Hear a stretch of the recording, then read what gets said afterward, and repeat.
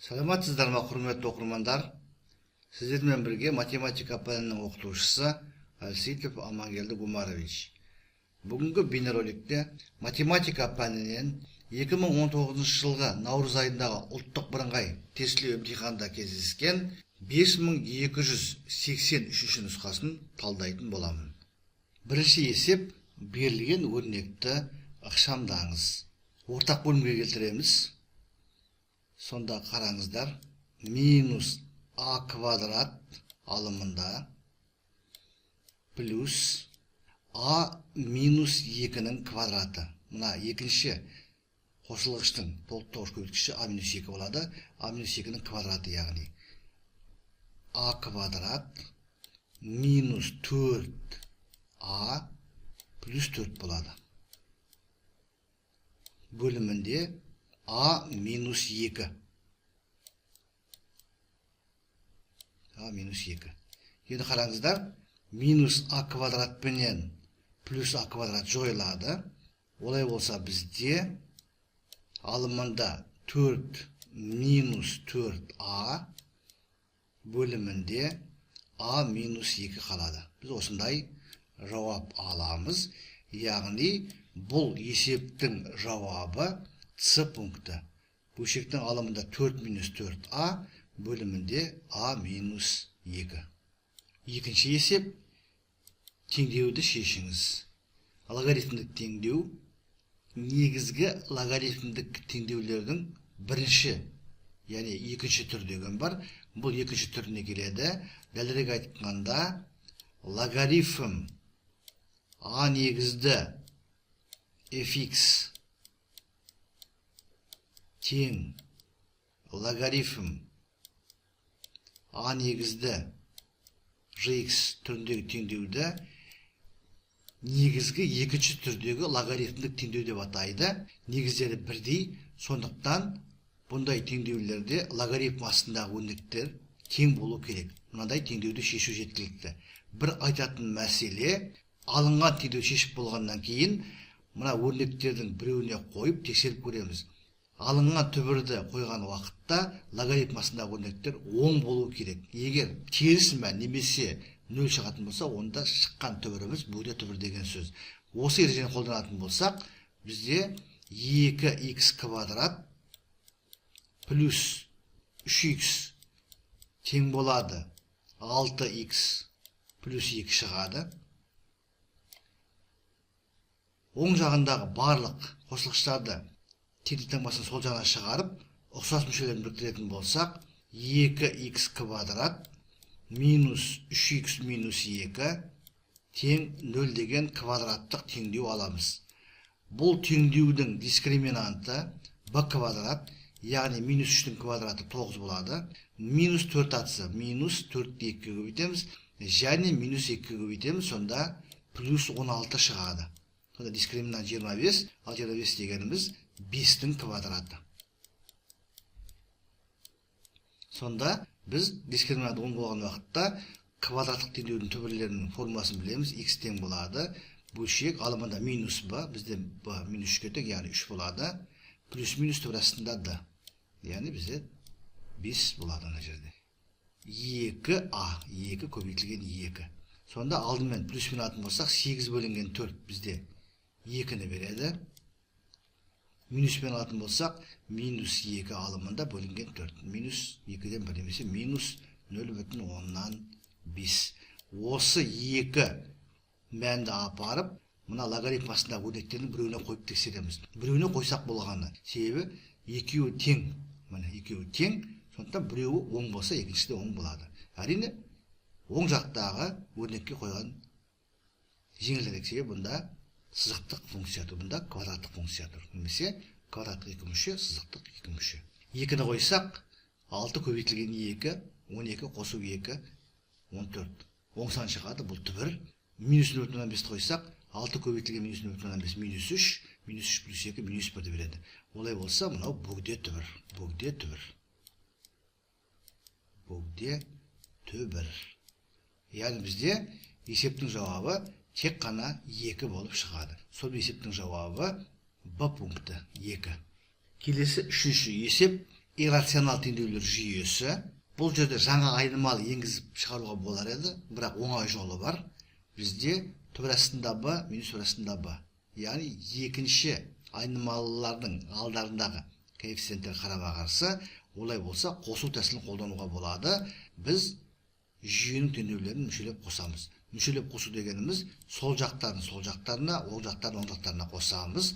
Сонда 2 көбейтілген төр астында а тең болады. Мына төр астында б мен минус төр астында б жойылып кетеді. 8 шығады. Бұдан төр астында а тең 4-ке, бұдан а тең болады 4-нің квадраты. Яғни 16-ға тең. Әрі қарай шығармай-ақ қоюға да болады. Себебі 5 жауаптың ішінде а 16-ға тең болады, тек қана д пункті. Сондықтан есептің жауабы д пункт деп бірден белгілей салуға болады. Келесі 4-ші есеп. Жылдамдығы 60 км/сағат жүк пойызы 2 елді мекен арасын 5 сағат жүрді. Осы аралықты жүрдек пойыз 100 км/сағат жылдамдықпен неше сағат жүретінін табыңыз. Біз бірінші жүк пойызының жылдамдығымен уақытты пайдаланып 2 елді мекеннің арақашықтығын тауып алайық. S тең болады в көбейтілген т. В бізде 60, т 5-ке тең, яғни бізде 300 шығады. 300 шығады. Олай болса, енді екінші жүрдек пойыз осы аралықта қанша уақытта жүреді? Яғни жүрдек пойыздың жұмсайтын уақытта бір десек, ол тең болады S бөлінген осы жүрдек пойыздың өзінің жылдамдығы. Оны В1 деп қойайық. Яғни 300 бөлінген 100.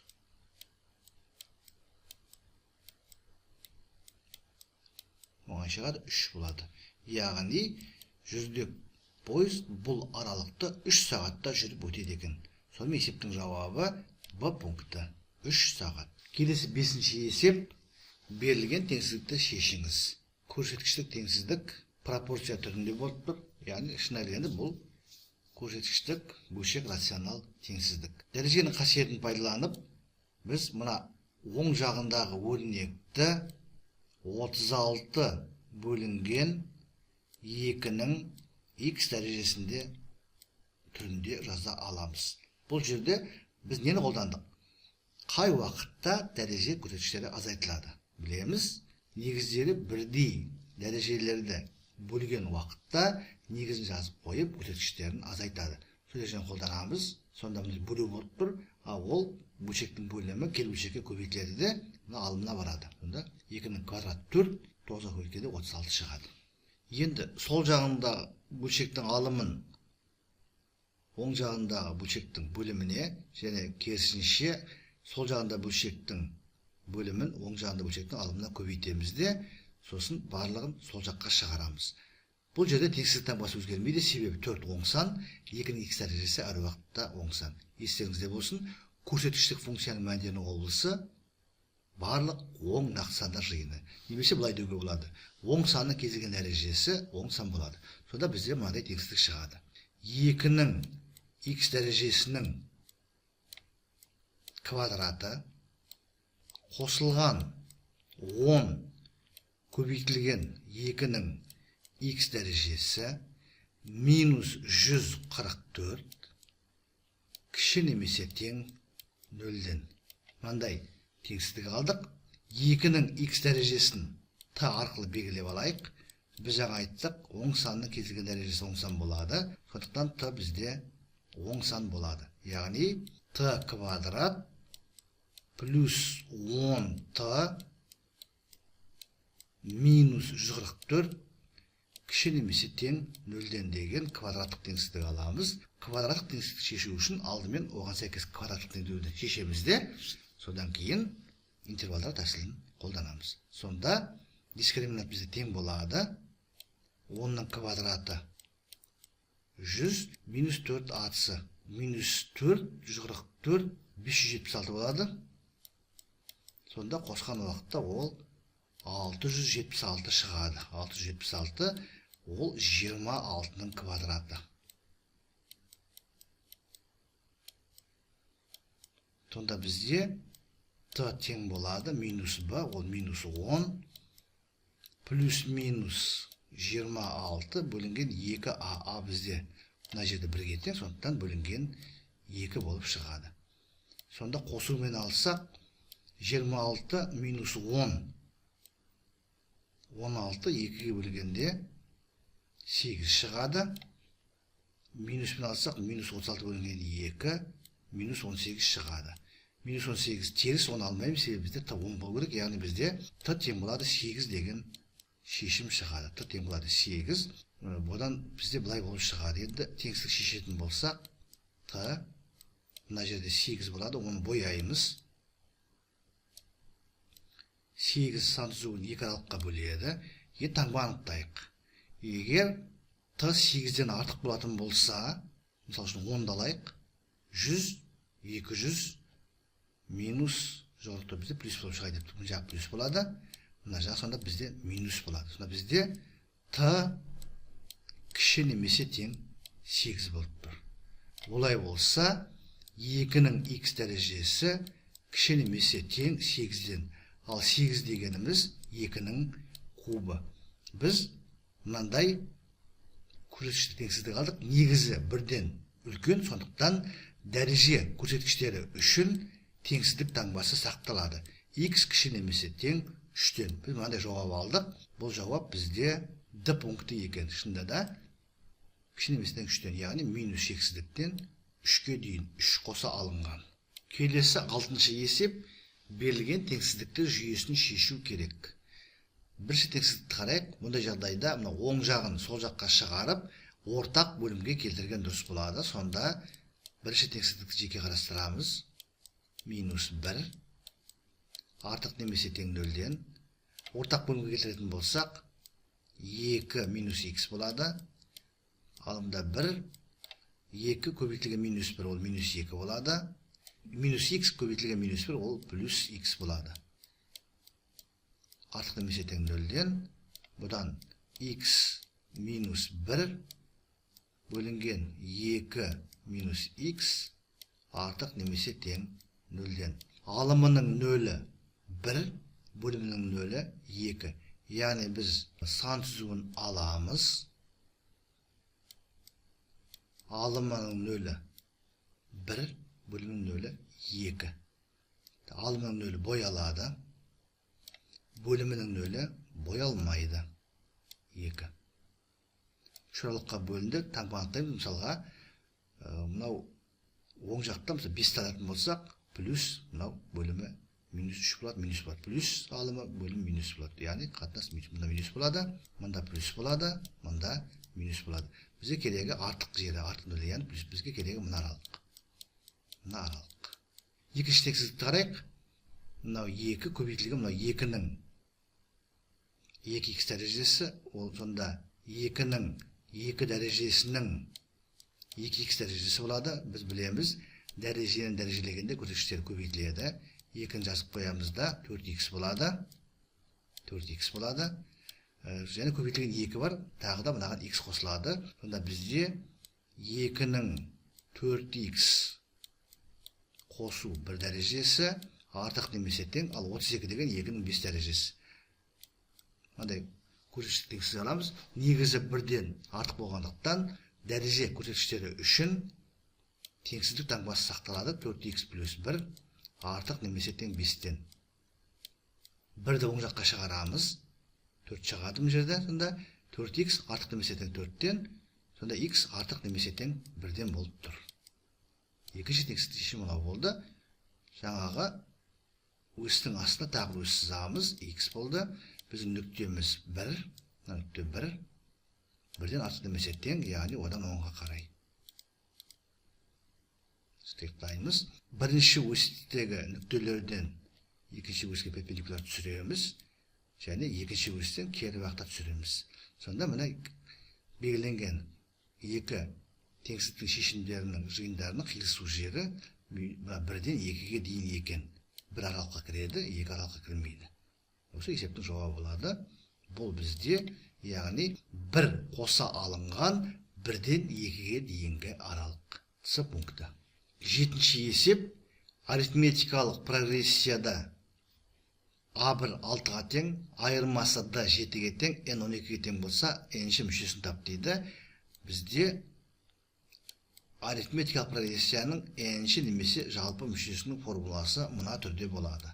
AN тең болады, A1 қосылған N-1 көбейтілген D. Осы формулаға қоямыз. Сонда бізде A 12-ші тең болады. A1 бізде 6-ға тең. N 12-ге тең, яғни 12 минус 1, 11 болады. D бізде 7-ге тең. Сонда 11 7-ге көбейтетін болса 77, оны 6 қосамыз 83 болып тұр. Осындай қарапайым есеп екен. Сонымен бұл есептің жауабы С пункті 83. 8-ші есеп. Функцияның сындақ нүктелерін табыңыз. Сындақ нүктелер дегеніміз туындысы нөлге тең болатын немесе туындысы болмайтын нүктелер. Бізде функция көп мүше түріндегі функция, анықталып болғысы барлық сандар жиыны, яғни оның туындысы бар. Осы функцияның туындысын тауып, туындысы нөлге тең болатын нүктелерді табу керек. Туындыны табамыз. Ережені білеміз. Қосындының туындысы туындылардың қосындысына тең, айырманың туындысы туындылардың айырмасына тең. Сосын тұрақты коэффициентті туынды таңбасының алдына шығаруға болады. 2-ның туындысы 0. 18 жазып қоямыз. X квадраттың туындысы 2x. X-ның 4 дәрежесінің туындысы 4x куб. Яғни біз 36x минус 4x куб түріндегі өрнекті алдық. Сындақ нүктелер дегеніміз, мұна айттық, туындысы нөлге тең болатын нүктелер, алынған туындыны нөлге теңестіреміз. Яғни 36x минус 4x кубты нөлге теңестіреміз де осы теңдеуді шешу керек. Біз алдымен ортақ көбейткіштерін шашқан сыртына шығарып жіберейік. Сонда бізде 4x шығады. Шашқан сыртына қалады 9 минус x квадрат. Көбейтінді нөлге тең. Білеміз. Көбейтін нөлге тең болу үшін көбейткіштердің біреуі нөлге тең болу керек. 4 деген көбейткіш ол тұрақты сан нөлге тең емес. X нөлге теңестіреміз, яғни x тең 0 деген бір түбір алдық. Екінші 9 минус x квадратты нөлге теңестіреміз. Бұл соңғы теңдеудің шешімі. X тең болады, плюс минус 3 шығады. X тең болады, плюс минус 3. Сонымен теңдеудің 3 шешімі бар екен. Яғни берілген функцияның сындақ нүктелерінің саны 3. 0 плюс 3 яғни минус 3. Сонымен есептің жауабы Е пункті минус 3, 0 және 3. Келесі 9-шы есеп. Қабырғалар 4 см, 13 см және 15 см болатын 3 бұрыштың ауданын есептеңіз. Егер 3 бұрыштың 3 қабырғасы берілген болса, онда геометрияның негізгі 2 теоремасын еске түсіру керек. Бірі косинустар теоремасы, оны қолданып кез келген бұрышының косинусын табуға болады. Екінші Герон формуласы. 3 бұрыштың ауданын табуға болады. Герон формуласын қолдану үшін алдымен біз жарты периметр тауып аламыз. Жарты периметр дегеніміз периметрдің жартысы, яғни 3 қабырғасының қосындысының жартысы. 13 қосу 15 бөлінген 2. Алымы 32 болады. 32-ні 2-ге бөлсек 16 шығады. Бізде Герон формуласы S тең болады. Түбір астында кіші P, жарты периметр, көбейтілген P минус A, көбейтілген P минус B, көбейтілген P минус C. P минус C. Біз осы формулаға енді P-ның мәнін және берілген A-сының мәндерін қояйық. Сонда бізде S тең болады. P бізде 16. 16 минус 4, 12. 16 минус 13, 3. 16 минус 15, 1-ді береді. Тең болады. 16-дан 4 шығады.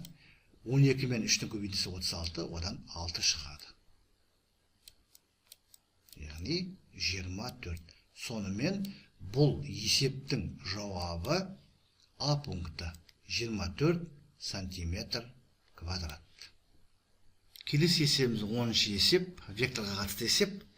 А векторының координаталары 2 мен -6, Б векторының координаталары -6 мен 2, осы екі вектор берілген.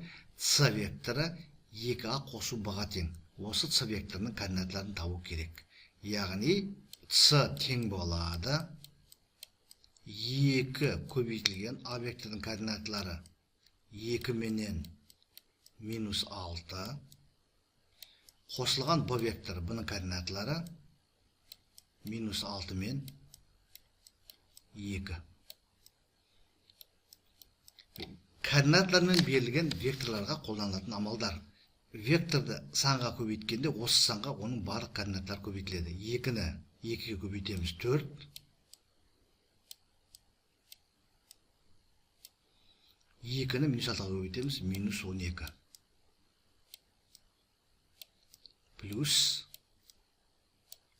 екінші вектордың координаталарын жазып қоямыз. Әрі қарай координаталармен берілген векторларды қосқан уақытта олардың сәйкес координаталары қосылады. 4 -6 -2 шығады. -12 плюс 2.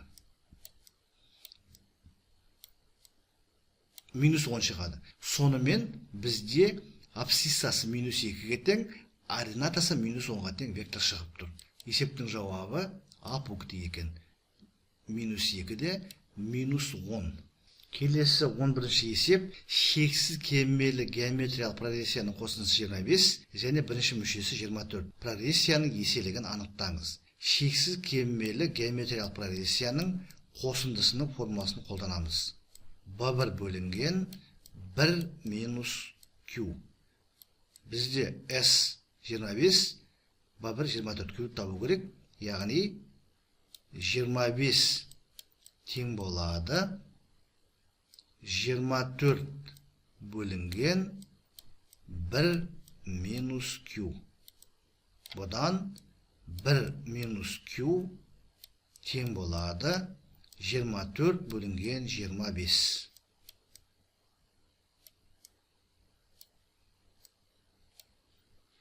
Бұдан Q тең болады. Белгісіз азайтқышты табу үшін азайғыштан айырманың мәнін азайтамыз. 1 минус 24 бөлінген 25, яғни 25-тен 24. Есептеу қиын емес, 25-тен 1 шығады. Сонымен Q 25-тен 1. Есептің жауабы Е пункті. Келесі пункт 12-ші есеп. Берілген өрнекті шамдаңыз. Квадраттық түбірден алдымен модуль шығады. Содан кейін біз модульді ашамыз. Сонда мынау 3 плюс төресінде 7 болады. Плюс модуль 1 минус төресінде 7. Әрі қарай қараңыздар. Бірінші модульдің астындағы сан оң сан, модульді ашқанда оның өзі түседі, себебі оң сан. Ал енді екінші модульдің астындағы сан 1 минус төресінде 7, ол теріс сан, себебі төресінде 7, бұл 2-ден үлкен сан. Ал біз білеміз, теріс санның модуль ашқан уақытта алдынан минус тамға түседі, яғни бізде минус 1 плюс төресті 7 болады. Олай болса, енді ұқсастарын біріктіреміз. 3 минус 1 бүтін санды 2 шығады, ал төресінде 7 2 рет, 2 төресінде 7. Сонымен бұл есептің жауабы Б пункті 2 плюс 2 төресінде 7. Келесі есебіміз 13-ші есеп. Теңсіздіктер жүйесін шешіңіз. Иррационал теңсіздіктер жүйесі. Алдымен бірінші теңсіздікті көрейік. Бұл жерде біріншіден анықталу облысы x артық немесе тең 0 болу керек. Екіншіден x квадраттайтын болсақ, кіші 9-дан болу керек. Сонымен бірінші теңсіздіктің шешімі 0 сан қоса алғандағы 0 менен 9-дың аралығы. Енді екінші теңсіздікті шешу үшін біз алдымен анықталу облысын қарайық. 2x минус 3 артық немесе тең 0-ден болу керек. Екінші біз екі жағында квадраттаймыз. Сонда 2x минус 3 кіші x плюс 5-тен болып шығады.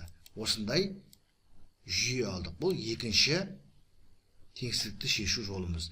Осы жүйенің бірінші теңсіздігінен x артық немесе тең 1,5-тен шығады. Екінші теңсіздіктен x сол жаққа шығарамыз, 2x минус x болады, бұлай шығарамыз. Сонда x кіші 8-ден болып шығады. Сонда соңғы жүйенің шешімі бізде 1,5 саны қоса алынған 1,5-тен 8-ге дейінгі аралық болады.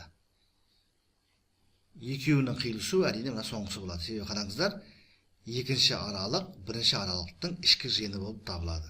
Сонымен есептің жауабы Е пункті 1,5 саны қоса алынған 1,5-тен 8-ге дейінгі аралық. Келесі 14-ші есеп функцияның туындысын табыңыз дейді. Функцияның туындысын табамыз. Тангенстің туындысы 1 бөлінген косинус квадрат болады. f'(x) тең болады 1 бөлінген косинус квадрат. Аргументі өзгермейді. 2018 минус 3x. Және оң жағында осы аргументтің туындысына көбейтіледі. Яғни 2018 минус 3x-тің туындысына көбейтіледі. Оның туындысы минус 3 болады. Сонда біз білеміз, бөлшекті санға көбейткенде осы санға бөлшектің алымы көбейтіледі. Яғни минус 3 алдына барады, немесе оны алдына жазуға болады. Сонда бізде есептің жауабы Е пункті болады екен.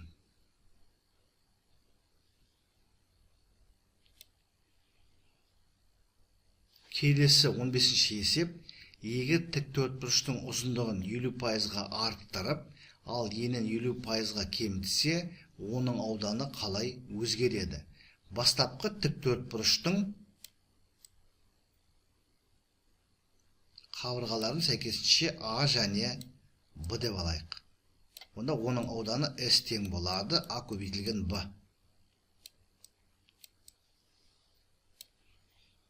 Есеп шартына сай, енді ұзындығы 50%-ға арттырылды, ені 50%-ға кемітілді. Олай болса, екінші тіктөртбұрыштың ұзындығы 1,5 А болады, ал ені 0,5 Б болады. Бұның аудан табу үшін екі өлшемін көбейтеміз. 1,5-тен 0,5-ке көбейтетін болсақ, 0,175 шығады. 0,175 АБ. Бұл біздің соңғы тіктөртбұрышымыздың ауданы. S1 ол тең болып тұр 0,175 АБ. Олай болса, қараңыздар, бізде S1 тең болып тұр 0,175 АБ. Ал АБ дегеніміз ол өз кезегінде S, яғни соңғы тіктөртбұрыштың ауданы бастапқы тіктөртбұрыштың ауданының 0,175 бөлігін құрап тұр. Яғни 75%-ын құрап тұр. Олай болса, бізде бастапқы тіктөртбұрыштың ауданы 25%-ға кеміген. Сонымен бұл есептің жауабы Б пункті. Тіктөртбұрыштың ауданы 25%-ға кемейді екен. Келесі 16-ші есеп. Берілген тригонометриялық өрнектің мәнін табу керек. Бұл жерде бірінші кезекте қолданатынымыз келтіру формулалары. Тангенс пи бөлінген 2 минус альфа. Пи бөлінген 2 болғандықтан тангенстің аты котангенске өзгереді. Бірінші ширек болғандықтан таңбасы сақталады. Котангенс альфа. Тап солай, мына екінші мүшесі бірінші жақшаның котангенс болғандықтан аты тангенске өзгереді. Екінші ширек болғандықтан онда котангенстің таңбасы минус, мына минус болғандықтан 2 минус бізде плюс береді. Квадрат қояйық, минус котангенс 3 бөлінген 2 аты өзгереді. плюс альфа төртінші ширек. Төртінші ширекте котангенс теріс, яғни аты өзгерді. Таңбасы минус болады. Котангенс пи плюс альфа. Пи котангенстің пи дейді, сондықтан оны тастап кетуге болады. Котангенс альфа болып шығады. Котангенс альфа. Квадраты бар. Плюс. Келесі бізде тангенс 3π бөлінген 2 минус альфа. 3π бөлінген 2 аты котангенске өзгереді. 3 ширек таңба сақталады. Плюс болады котангенс альфа. Және соңғы қосылышымыз тангенс 3π бөлінген 2 плюс альфа аты котангенске өзгереді. 4-ші ширек. 4-ші ширекте тангенс теріс алды минус болады. Тең болады. Бірден байқаймыз, соңғы екі қосылыш қарама-қарсы екеуі жойылады. Енді мына жасаларды ашайық. Қосынның квадраты, котангенстің квадраты, котангенс квадраты альфа, екеуінің екі еселенген көбейтіндісі, котангенс пенен тангенстің көбейтіндісі, плюс тангенстің квадраты, тангенс квадраты альфа, минус тангенстің квадраты, минустың квадраты плюс болып кетеді, алдында минуспен қайтадан минус шығады. Минус 2 сен көбейтті, мұна минуспен плюс береді, плюс 2 тангенс пен котангенс көбейтіндісі, менде орнаусы көтті ештен етпес, котангенс пен тангенстің көбейтіндісі, және котангенстің квадраты, алдында минус пен жерде минус болады, минус котангенс квадрат альфа тең болады. Енді қарайық. Тангенс квадрат плюс пен тангенс квадрат минус пен жойылады. Котангенс квадрат альфа плюс пен минус пен жойылады. Сонда қалады 2 котангенс тангенс, 2 котангенс тангенс. Котангенс альфа мен тангенс альфаның көбейтіндісі 1-ге тең. Олай болса, мына қосылғыш 2-ге тең. Тап солай, мына қосылғышта 2-ге тең. Сонда жауабы 4 болып шығады. Сонымен бұл есептің жауабы Е пункті 4. Кезекті есеп 17-ші есеп. 2 бригада ағаш отырғызды. Әр күні бірінші бригада екіншіге қарағанда 10 ағаш артық отырғызып, барлығы 250 ағаш отырғызды. Екінші бригада біріншіге қарағанда бір күн артық жұмыс істеп, барлығы 240 ағаш отырғызды. Бірінші бригада неше күн жұмыс істеген анықтаңыз. Былай жасайық. Бірінші бригада n күн жұмыс істеген дейік, және күніне x ағаш отырғызған дейік. Сонда бізде n көбейтілген x тең болады 250 болып шығады. Екінші бригада бір күн артық жұмыс жасаған, яғни n плюс 1 күн жұмыс жасаған, және күніне 10 ағашты бірінші бригада артық отырғызған, олай болса екінші бригада біріншіден 10 ағашты кем отырғызған, яғни x минус 10 болып тұр. Және барлығы 240 ағаш отырғызған, яғни n плюс 1 көбейтілген x минус 10 тең болады 240. Осы жүйені шешіп, бізге n-ді табу керек. Екінші теңдеудің сол жағында жасалды ашайық. nx минус 10n плюс 1 x, яғни x болады мына жерде, минус 10 тең болады 240-қа. Енді мына nx-тің орнына 250-ді қояйық. Сонда бізде және мына x-тің орнына 250 бөлінген n-ді қоямыз. Сонда минус 10n плюс 250 бөлінген n тең болады 250 минус 10 240, 240-тан жойылып кетеді. 0 шығады. Осы теңдеуден енді n-ді табу керек. Ортақ бөлімге келтіріп жіберсек, бізде минус 10 n квадрат плюс 250 алымында және бөлімінде n болады. Тең 0 деген теңдеу аламыз. Қатынас, яғни бөлшек нөлге тең болу үшін алым нөлге тең болып, бөлім нөлге тең болмау керек. Алым нөлге тең ескереміз. Сонда бізде n квадрат тең болады 25 шығады екен. Бұдан n тең 5 шығады. Сонымен бұл есептің жауабы 5, яғни E пункті 5 күн. 18-ші есеп теңсіздіктер жүйесін шешіңіз. Косинус x кіші немесе тең минус 1-ден, синус x артық минус 2-ден 1-ден. Мына бірінші теңсіздікке қарай. Косинус x кіші немесе тең минус 1-ден. Мұқият қарайық. Косинус функциясының мәндерінің облысы минус 1 менен плюс 1-дің аралығы. Ал бізде косинус x кіші немесе тең минус 1 деп тұр. Олай болса, бізде бір ғана жағдай бар. Косинус x тең минус 1. Басқа жағдай мүмкін емес.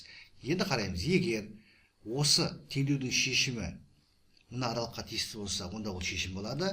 Егер олай болмаған жағдайда, онда бұл жүйенің шешімі жоқ болады. Косинус x тең минус 1-ге. Неше градустың косинусы минус 1-ге тең? 180 градустың. Яғни бізде бұл теңдеудің шешімі x тең болады. Пи плюс 2 пи-н болады. 2 пи-н. n тиісті z. n тиісті z. Бүтін сан. Енді осы шыққан мәнді мында қойып тексереміз. Синус пи плюс 2 пи-н. Синус пи нөлге тең минус 2-ден 1-ден артық. Олай болса, бұл есептің жауабы Б пункті. X тең болады пи плюс 2 пи-н. n тиісті z, яғни z бүтін сан. Келесі 19-ші есеп. Ромбтың бір қабырғасы 2,8 дециметрге тең, ал бұрыштарының қатынасы 2-ның 3-ге қатынасындай. Диагоналдарының ұзындығын табыңыз. Ромбтың диагоналдары өзара перпендикуляр, қиылысады және қиылысу нүктесінде қақ бөлінеді. Қақ бөлінеді. Бұлай болып шығады. Мына тікбұрыш қарастырайық. Мына қарастырайық. Мына үшбұрыш. Мынау бір диагоналдың жартысы, мынау бір диагоналдың жартысы болады. Енді қарайық. Тікбұрыш пайда болды. Жаңа ромбтың бұрыштарының қатынасы 2-ның 3-ге қатынасындай. Олай болса, мына тікбұрышты үшбұрыштың сүйелбұрыштарының қатынасы да 2-ның 3-ге қатынасындай. Ал біз білеміз, тікбұрыштың екі сүйелбұрыштың қосындысы 90 градус.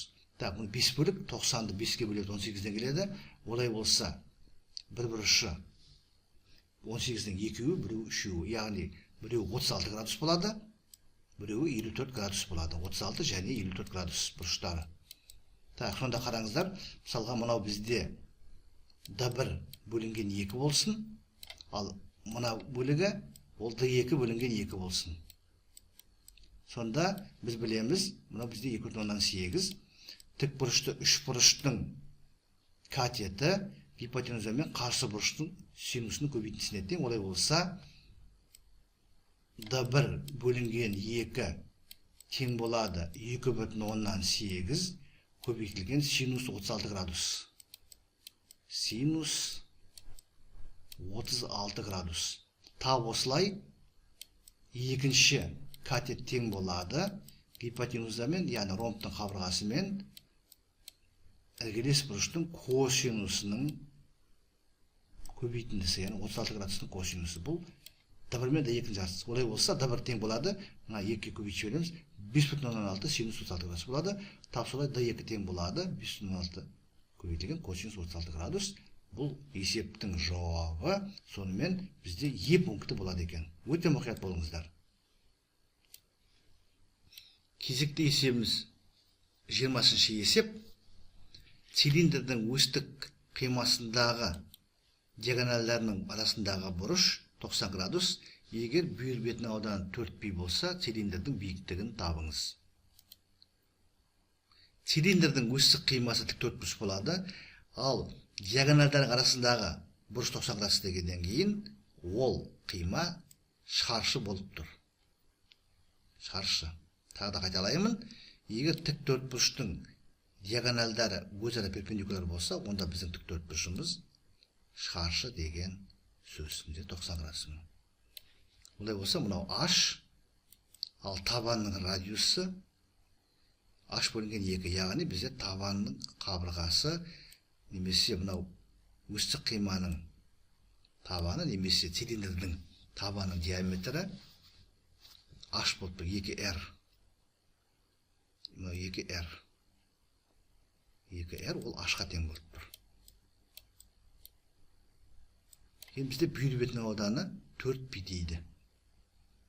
Ал цилиндрдің бүйір бетінің ауданы ол табанның ұзындығы мен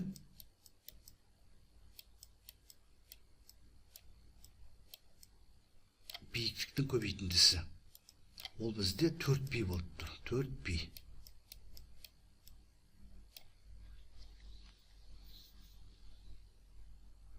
Сонда қараңыздар. Сонда бізде RH тең болып тұр 2-ге. Ал өз кезегінде бізде R дегеніміз H бөлінген 2. H бөлінген 2 көбейтілген H тең болып тұр 2-ге.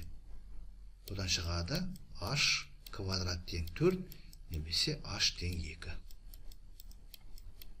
Сонымен бұл есебіміздің жауабы Е пункті. Биіктігі 2-ге тең. Біз алғашқы есепті, яғни бір дұрыс жауабы бар есептер топтамасын аяқтадық. Енді 21-ші есептен 30-ші есепке дейінгі есептер шығаратын боламыз. Бұл есептерде өте мұқият болу керек. Себебі бұл есептер 2 балдық есептер және атауы бар. Кемінде бір дұрыс жауабы бар есептер. Сондықтан өте мұқият болу керек. Сонымен 21-ші есеп логарифмдік өрнек берілген.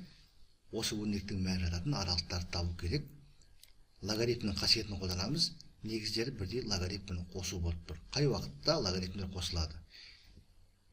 Көбейтінді логарифмі логарифмдердің қосындысына тең. Яғни кері бағытта формуланы қолданамыз. Сонда логарифм 3 негізді 24 көбейтілген 9 бөлінген 8. 24 мен 8-ді қысқартамыз, 3-тен келеді. 3-ті 9-ға өтем 27, логарифм 3 негізді 27 шығады. Яғни бізде 3 шығады. Енді осы 3 деген сан қай аралықтарға тиісті? Берілген 8 аралықтың ішінен біз аралықтарды табуымыз керек. Бұл жауап Е болады екен. Е, F және H. Яғни Е, F және H. 3 жауап. Біз логарифмдік өрнекті түрлендіріп мән таптық. 3-ге тең болды. 3 деген сан тиісті болатын 3 аралық бар. Е, F, H. Келесі 22-ші есеп берілген теңдеудің түбірлерін табу керек. Теңдеудің сол жағын ортақ бөлімге келтіреміз. Сонда бөлімінде x плюс 1 көбейтілген x минус 3 болады. X минус 3 бірінші бөлшектің толтырғыш көбейткіші болады. X плюс 1 екінші бөлшектің толтырғыш көбейткіші болады. Яғни алымында 2x минус 1 көбейтілген x минус 3 минус x минус 4 көбейтілген x плюс 1 болады.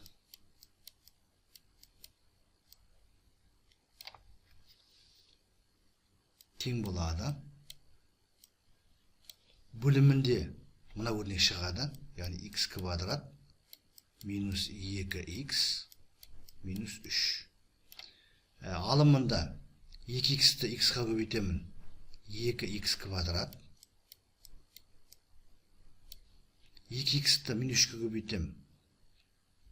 Минус 6x. Минус 1-ді x-қа көбейтем. Минус x. Минус 7x болады. Минус 1-ді минус 3-ке көбейткенде плюс 3 болады. Минус x көбейтілген x, минус x квадрат. X көбейтілген 1, x болады. Минус 4x, мынау көбейтінді. Минус 3x болады, минуспен плюс 3x болады. Минус 4-ті 1-ге көбейткенде минус 4, алдындағы минуспен плюс 4 болады. Тең болады. Бөлімін жазып қойып,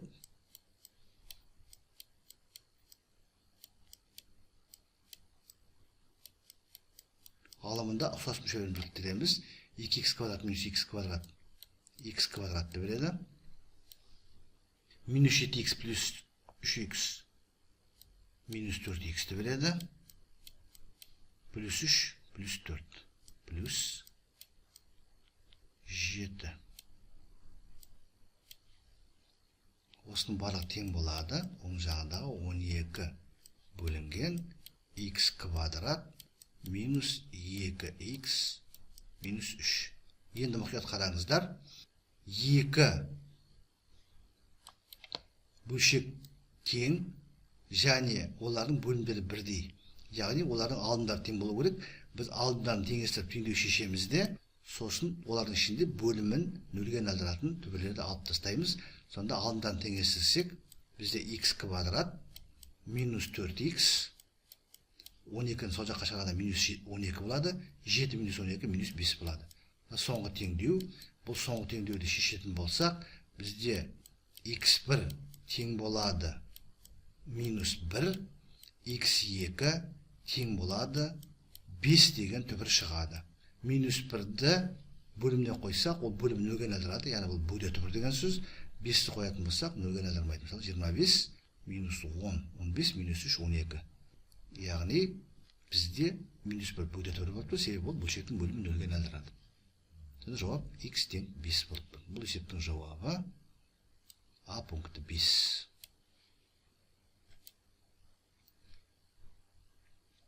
Келесі 23-ші есеп, теңдеулер жүйесінің шешімдері бола алатын жауаптар. Бұл жерде былай жасауға болады. Біз екі теңдеуді мүшелеп қосып жібереміз. Сонда бізде 2x квадрат плюс 2x минус 12 тең 0 деген теңдеу шығады. Коэффициенттер барлығы жұп сандар 2-ге қысқартып жіберсек, x квадрат плюс 2x минус 6. Кешіріңіз, мына жерде x болады. X квадрат плюс x минус 6 тең 0 деген теңдеу шығады. Бұның түбірлері x1 тең болады 2-ге, x2 тең болады минус 3-ге. x2-ге тең, немесе минус 3-ге тең. x тең 2 деп қоятын болсақ, мынау 6 болады. 0 жойылып кетеді, y-дің 0 болып тұр. 2-де 0 деген шешім болып тұр. Мынау шешім. Енді минус 3-ті қоятын болсақ, 0 болып кетті. Минус 3-ті қоятын болсақ, бұнау 9 минус 3 минус 6 0 болады. Ода y 0-ге тең болу керек. Мына шешім болды. Жақсы. Сонда бізде екі шешім шықты. E пункті x2 y 0 және Ж пункті x минус 3 y 0. 24-ші есеп. Ара қашықтығы 1140 км болатын екі қаладан бір мезетте бір-біріне қарай қозғалған екі поезд 10 сағаттан кейін кездесті. Олардың біреуінің жылдамдығы сағатына 60 км болса, екіншісінің жылдамдығын табыңыз. Ережені қолданамыз. Егер бір мезгілде бір-біріне қарамаған шығатын болса, олардың жүрген жолы, яғни кездескенде жүрген жолы S тең болады. V1 қосылған V2 көбейтілген Т болады. Осыған есептің берілгендерін қоямыз. 1140 тең болады. Бірінің жылдамдығы 60 деп тұр. Екіншісінің жылдамдығы бізде белгісіз. Т бізде 10-ға тең. Сонда бұдан шығады. V2 тең болады. 10-ға қысқартып жібереміз. 114 минус 60, яғни 54 шығады. Енді бұл 54 км сағат, 54 км сағат. Мұқият болыңыздар, өлшем бірліктерінің арасындағы байланыстарды білу керек. Бізде жауапта км сағат немесе метр секунд тұр. 1 километрде 1000 метр бар. Ал 1 сағатта 3600 секунд бар. Сонда мына 2 нөл мен 2 нөл қысқарады. 54-ті 36-ға бөлсек 1,5, 10-ға көбейтсек 15 метр секунд. Міне біз екі жауап алдық. 54 километр сағат немесе 15 метр секунд. Яғни есептің жауаптары А және Д пункттері.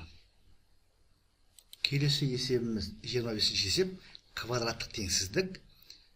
Дискриминантын табайық. Бұның квадраты, яғни минус 5-тің квадраты 25, минус 4 атысы 4, 3, 2, 24. Бір болады. X-тер табамыз, минус Б алымында, плюс минус турасында да, яғни 1 болады, бөлінген 2А. Абыды үшкеттің, бұл жерде 6 шығады. Сонда минуспен алсақ, 5 минус 1, 4, 4 бөлінген 6, яғни 3-тен 2 шығады. Егер плюспен алсақ, 5 плюс 1, 6, 6-ға бөлінген 1. Сонда 1 шығады. 2 төр алдық. 3-тен 2 және 1. Сан түзуін аламыз.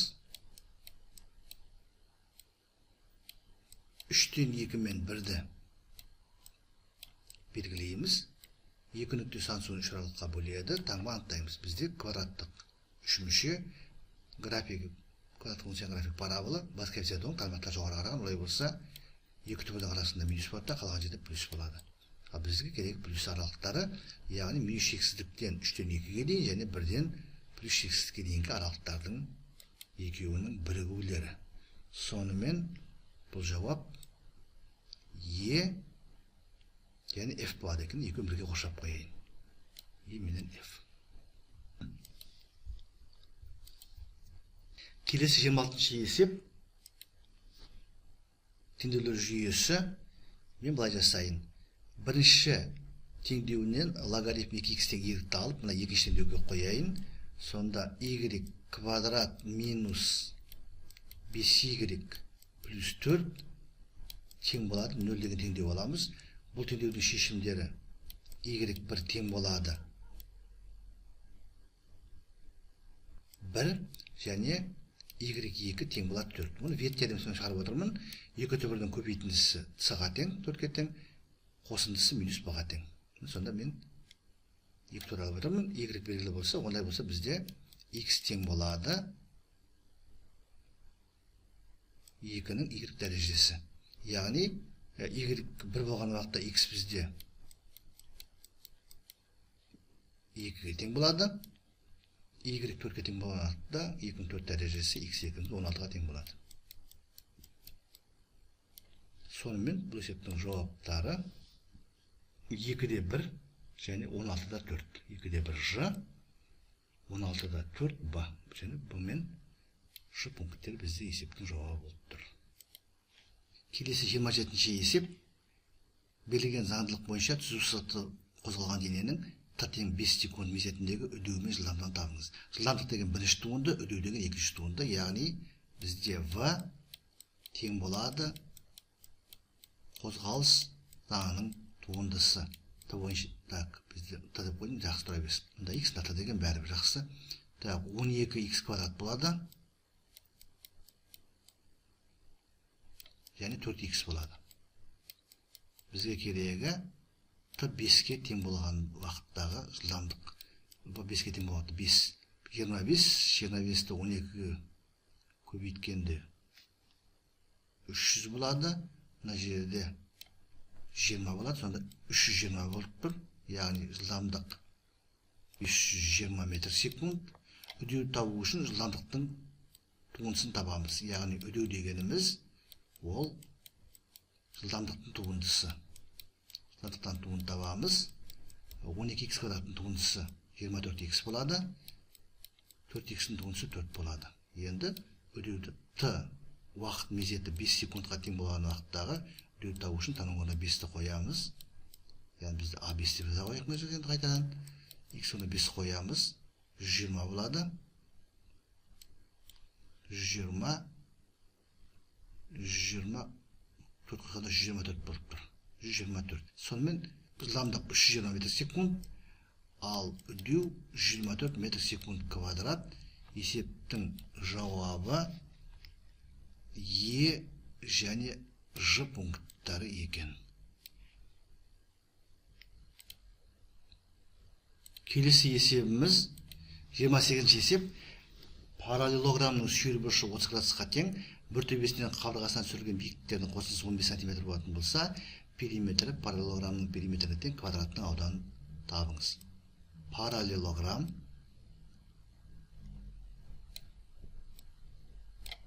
қабырғалары А мен Б болсын, бір бұрышы 30 градус, мынау 30 градус деген сөз, яғни биіктіктері мынау HA дейік,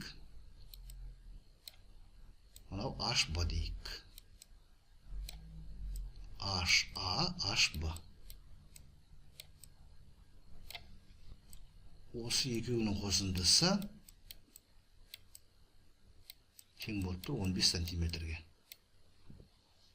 Енді қараңыздар, тік бұрышты үшбұрыш алып отырмыз мына жерден. 30 градусқа қарсы катет гипотенузаның жартысына тең. Мұнда да солай. Олай болса бізде А плюс Б тең болып тұр 2AH плюс 2AB. Кешіңіз 2HA, кешіңіз 2HA, 2HB. 2-ні жашасатынан шығарып жіберсек, HA плюс HB болады. HA мен HB-ның қосындысы 15-ке тең, олай болса 30 болып тұр. Олай болса, параллелограммның периметрі 2 көбейтілген А плюс Б болғандықтан 60-қа тең болады. Ал бізде шаршының да периметрі 60-қа тең. Олай болса, шаршының қабырғасын екістесек, 60 бөлінген 4, ол 15 болады. Олай болса, бізде шаршының ауданы 15-дің квадраты 225 болады. Яғни, бұл есептің жауабы Б пункті 225 сантиметр квадрат. Келесі 29-ші есеп, берілген функцияның графигінің координата өстері мен барлық қиылысу нүктелерінің координатасын табыңыз. Бұл жерде айтатын мәселе, абсцисса өсімен қиылысқанда y нөлге тең, ордината өсімен қиылысқанда x нөлге тең. Тікелей қойып тексеруге болады. А-ны тексерейік. X-ке 0 қоятын болсақ, 3-тің квадратты 9 минус 4, 5 шығады. 0 болғанда 5 шығады. Так, мұна аш болады. Мұна жауап болып тұр. Мұна болмайды. 5-ті қоятын болсақ, X-тің оны 5 қойсақ, 2-нің квадраты 4, 4 минус 4, 0. О, y нөлге тең болып тұр. Мұна жауап болады. 2 жауап алдық. Әрғай көрейік. 3-ші жауап шығамын жоқ бүгін. С-ны көрейік.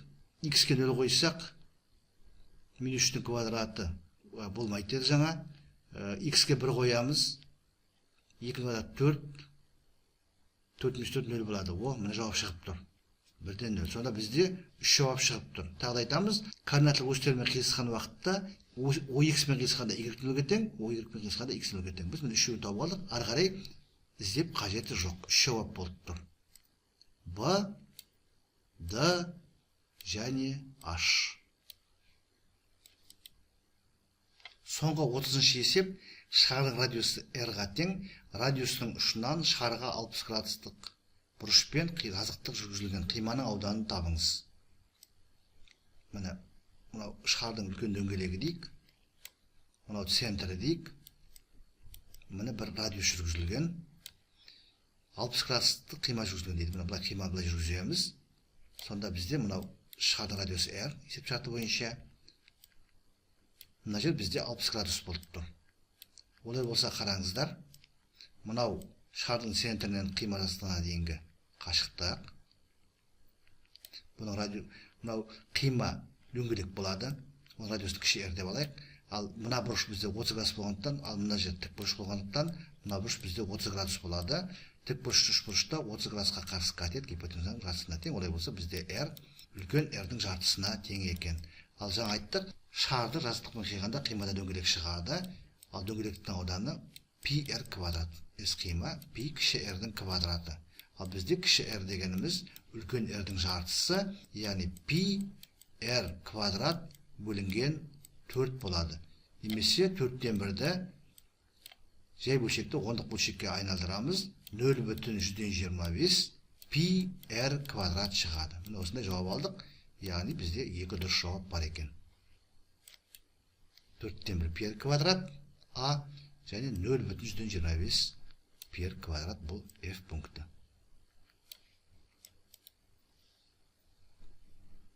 Сонымен құрметті оқырмандар, біз бүгін 2019 жылғы көктемде, дәлірек айтқанда наурыз айында республика бойынша ұлттық бірыңғай тестілеуде кездескен нөмірі 5283 нұсқаның математика пәнін толық талдадық.